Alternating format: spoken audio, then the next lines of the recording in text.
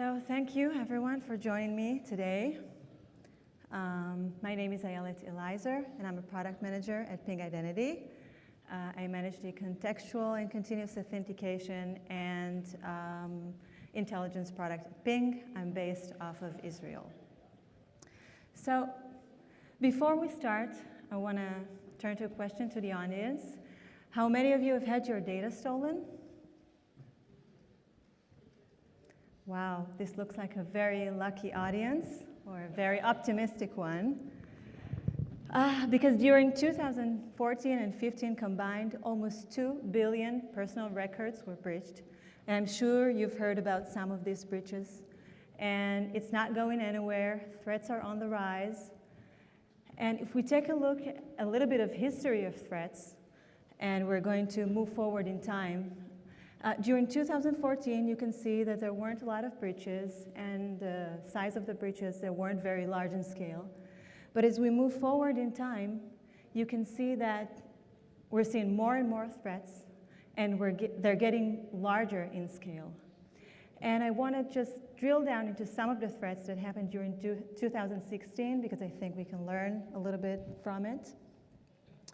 So first, I want to talk about FDIC. Sensitive data, about 44,000 individuals were taken out of FDIC. This was done by a departing employee who was taking the data inadvertently. The data they left, they copied the data onto a personal portable storage device.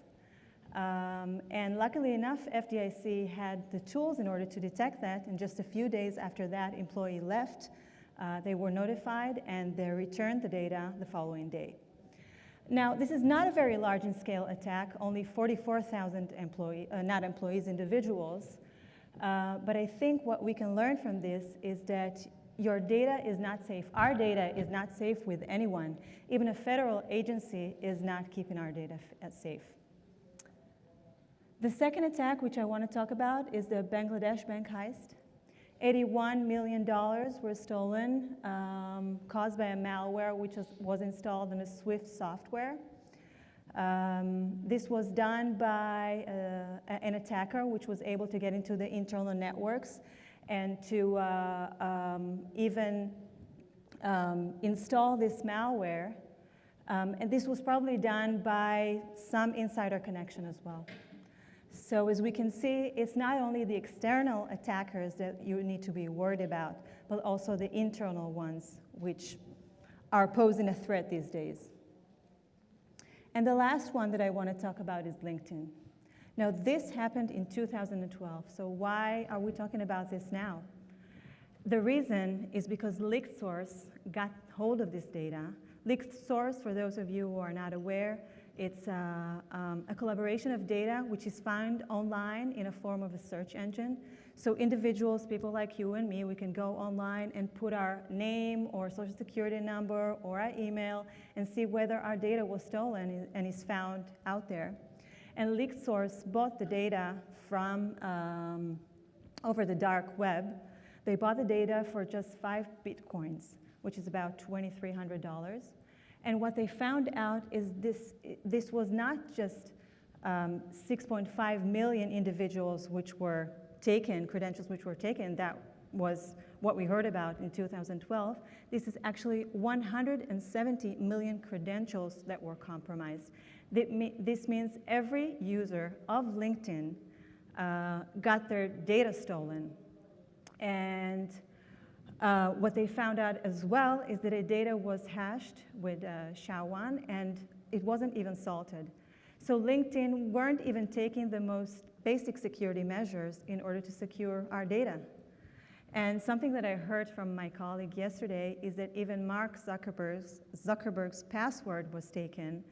And you'll be surprised to hear that even Mark Zuckerberg didn't have a very secure password. His password was da da da. So this is what we can learn here again is that even someone like LinkedIn were not taking basic security measures, and they didn't even have a CISO at the time. That's very interesting. So what we can see here, that it doesn't matter what size your company is, it doesn't matter what sector you're in. financials, federal agencies, banks, universities, social networks. No one is immune. And I think that this is not about just stealing money anymore. If we looked, when I showed you at first, if we looked at 2004, it was more about stealing money. Today, the attackers and the intruders are not only interested in money, they're interested in ruining companies, they're interested we're entering more of an era of a cyber Cold War. It's about even a war between countries, which is being done over this media. And, security is awareness is at an all-time high, and investment are just pouring into implementing security solutions. And luckily enough, we're in this industry. So, we're in an arms race. And fraudsters and the attackers, they keep changing their MO. And we need to keep changing the tools that we're combating them. So this is like the old days when there were castles, and nothing could get through those castles, and arrows couldn't get through them. And then gunpowder came, and gunpowder changed the entire game.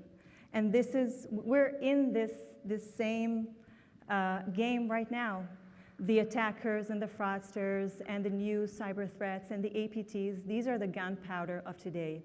And we need a change of paradigm in order to fight this. And I think the industry is starting to go through this change of paradigm because the current tools and the tools that we had before weren't enough, and we're making the changes in order to start and looking at this differently. And this is where contextual authentication comes to play, and this is where Ping also is making steps into contextual authentication. So what is contextual authentication? So this is a Gartner definition, authentication based on contextual information about a user identity rather than information captured from the user, which is not a username or password, but rather other attributes such as asset sensitivity, the time of day of week, location attributes, IP address, threat and community intelligence, and so on. And the way that we look at this at Ping, and we came up with this with the CTO office, is really that we're looking at contextual authentication that has 3 pillars. The first pillar is context. This is when we're comparing the current value for an authentication signal against a prescribed value. So for instance, checking the location of the user against a blacklist of countries. The second pillar is behavior, and that is comparing the current value for an authentication signal against an historical pattern. So for instance, looking at the location of the user and comparing that into historical locations of the user and whether the user has successfully authenticated from those in the past, and so on. And the last pillar is correlation. That is comparing the current value for an authentication signal against the same signal collected from different channels. So for instance, looking at the location of the user's laptop and comparing that against their mobile phone and looking and seeing whether they are both located in the same place. So this is something that we've put into our roadmap, and it's part of our Ping ID product. And you can also come tomorrow to our master class where you can play with this. We have added a policy manager into our Ping ID where you can create policies based on contextual information. So these are just some examples of things that we're going to have there. But for instance, creating geofencing rules for specific locations. So you can create a rule which says, if my employees are physically located at the office, and they're also coming from the internal network, then we might not want to bother them with multi-factor, and we're just going to let them go through. You can create rules based on country. So you can say, if my users are coming from North Korea, I might want to block them. And other rules that you can create in the future, also looking at behavioral stuff that we just talked about, the second pillar. So looking at ground speed check. So if I've just logged in a minute ago from New York, and then a minute later I'm logging in from New Orleans, then this is an impossible ground speed. You can't travel this fast. You might want to block these users. And also looking at proximity, again, that is the correlation, the last pillar that we talked about, which is comparing the location of your phone to your laptop location. Other things that you can do there is also look at device posture, and you can decide what sort of device posture you want your users' mobile phones to have. So, for instance, not allowing users to authenticate if their phone is rooted or jailbroken, or if their device is not lock-enabled. Or you might want to say that only from specific IP addresses you want your users to pair their devices from.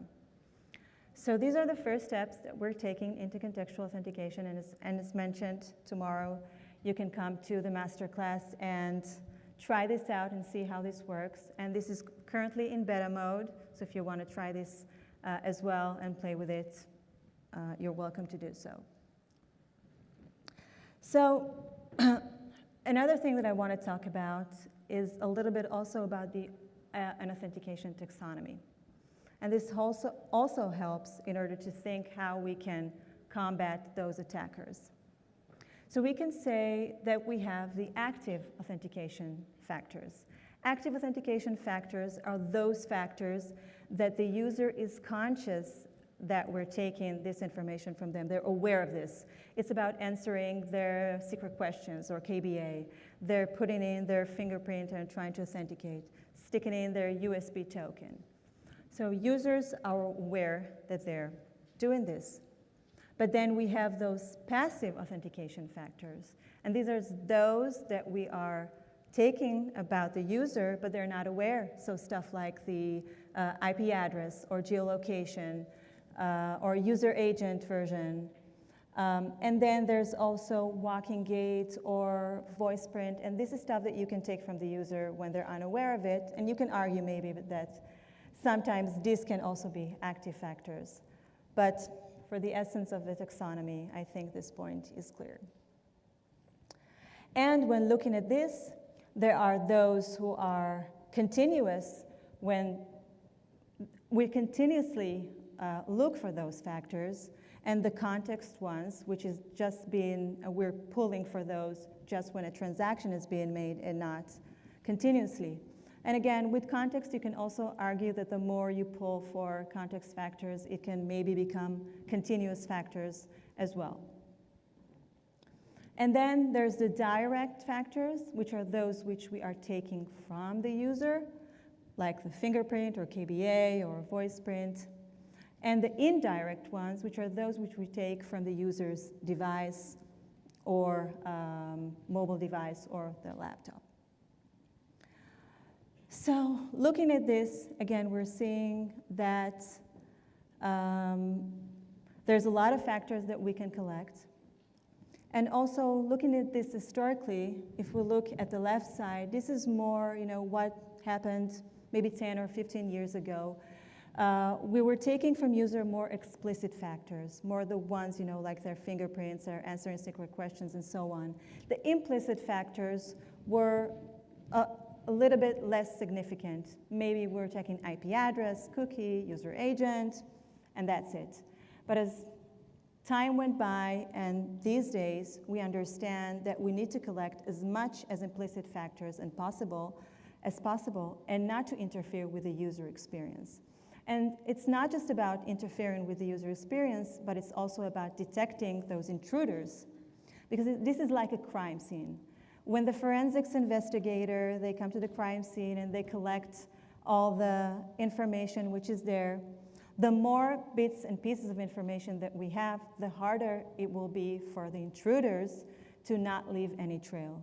And this is why we need to collect as many factors as we can, and implicit if possible, and continuously, so that we have as many as possible and not interfere with the user experience.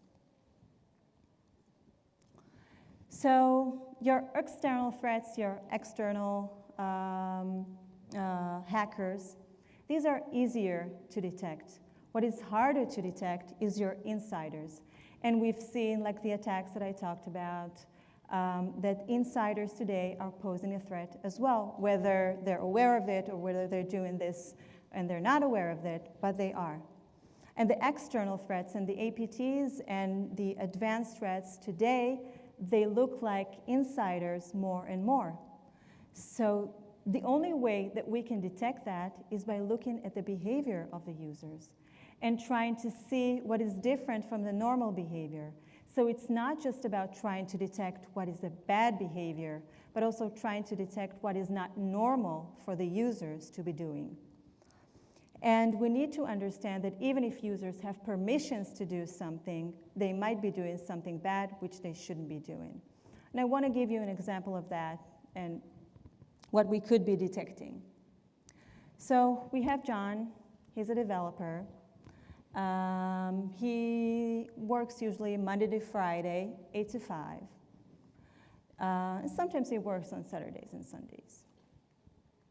Now, John is part of the mobile team. And he has access and usually takes code from the from the source code of the mobile project.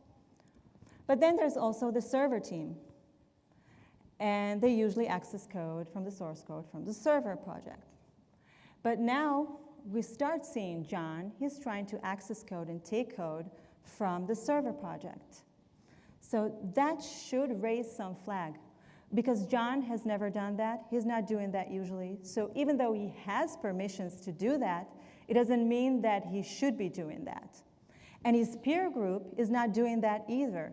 So that should raise a flag. Then John is starting to do that also in hours, which is never accessed. That should even raise more flags. Now he's doing that on Saturdays and Sundays when he's on vacation. So this is a really red flag. And these are things that we can only detect if we look at the user behavior and his peer group and trying to understand whether they're doing something which is typical to them or not. So I think Ping is at a very good position in order to take all of this data and have a very strong intelligence and analytics engine. We have access and we see all the users' devices and we see them trying to access different applications and we're seeing the whole user life cycle from their creation and so on. So we're at a very good position in order to do this, and these are steps that we're taking in order to create this platform which will be able to collect all this data and analyze it and come up with meaningful conclusions. Now, to summarize what we've talked about in this session, there's this ever-balanced, constant balance between usability and security. And we want our users' experience to be transparent yet secure. And the only way to do that these days, it's kind of a big brother watching, but to collect as much data as we can, to get threat intelligence and community intelligence into the picture, continuously authenticate the user, collect as many factors as possible, and also add machine learning and artificial intelligence into that. Because if you create constant rules, obviously the fraudsters and the intruders will be able to detect that. And again, Ping is at the position to do that. And we're very excited about the future. And we're going to take this into our roadmaps, and we'll be sharing that in the coming future. So with that, thank you.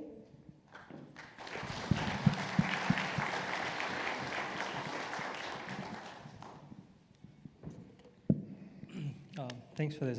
We are looking forward for this contextual authentication. So there's one other important factor, what I'm looking from my perspective. How do you differentiate between a personal device and a corporate issued device, which is managed by any of our MDM? A what? Sorry, I didn't hear. How do you differentiate between a personal device and a corporate issued device? A personal device, is it? Personal device and a corporate device. Corporate Okay. device.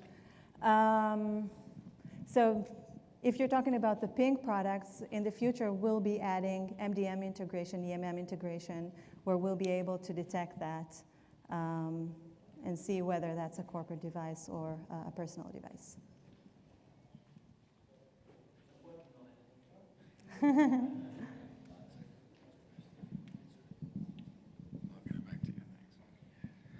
So I'm curious about threats that you see in the implicit side, especially when many of those signals are coming from, the high-level OS, things like, the GPS unit and the like, or things like IP to geolocation decoding, things that aren't necessarily from a trusted route. How do you see that playing out over the future? Sorry, I can't hear you well. So how do you see the attacks changing when people start moving towards attacking these risk signals that are in untrusted parts of the operating system, right? So GPS isn't coming from trusted hardware. You, on the other side, don't necessarily know that that's a real, valid location, for example. How do you see that game playing out? So I think this is exactly what I was talking about in the example that I gave. We need to look more at behavioral stuff, look more at the behavior of the user. So looking more at what they're doing and what they're trying to access, and in the future looking less maybe at those factors, which are like the IP address and stuff like that. Looking more at what the user is doing and whether that's normal for them, and trying to figure out what's abnormal. This is, I think, where this is going.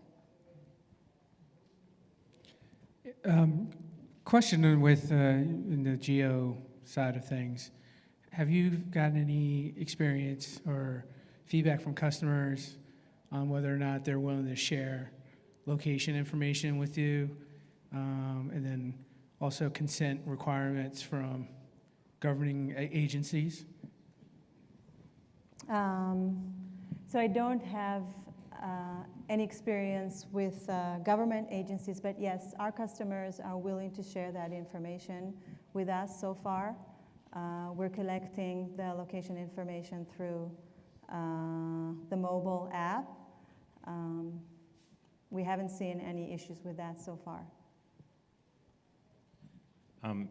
Really quick question. How do you juggle increasing authentication with things like that geolocation with latency issues, how long it takes a person to log in? Because I know when they click login, how long would it take to get all that authentication done while still logging that user in and maintain the customer experience? So actually, I'm not sure about that. Maybe one of those guys here. Do you know?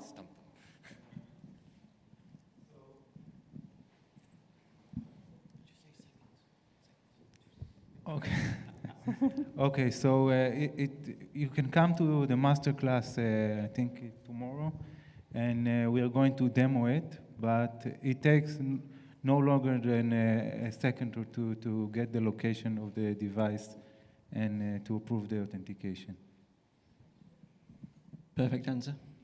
If you're going to say any more than 1 second, we're not going to. Okay, I think we've got time for one more question. You finally thought of it, huh? Yeah, my question centered around the question that was asked earlier about being able to identify what's a corporate device versus a personal device, and within the authentication of a particular transaction. I know you said that that's a future endeavor. Do you have any kind of time frame when that product would be available on the market? Unfortunately, we cannot commit to any time frame, but it's definitely coming up in the future. Talk to me after this. Okay, I think we're done. Ayelet, thank you. Very good. Thank you.